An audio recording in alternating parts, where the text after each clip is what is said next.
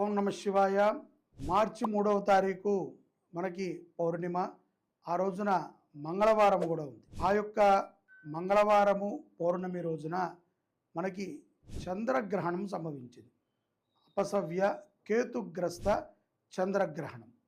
ఇది మధ్యాహ్నము 3:25 నుంచి మనకి సాయంకాలము 6:50 వరకు ఈ గ్రహణ ప్రభావము భారతదేశానికి తప్పనిసరిగా ఉంటుంది. ఇక్కడ గ్రహణము సంభవించినటువంటి నక్షత్రము పూర్వ పల్గుని నక్షత్రం, అంటే పుబ్బా నక్షత్రం. కాబట్టి పుబ్బా నక్షత్ర జాతకులు, అలాగే సింహరాశి, కర్కాటక రాశి వారు ఈ గ్రహణాన్ని ఏమాత్రము చూడకూడదు. ఇక బాలికలు కానీ, వృద్ధులు కానీ, బాలింతరాలు కానీ ఎవరైనా సరే ఉదయం 9 గంటల లోపు వారి యొక్క ఆహారం తీసుకునేటువంటి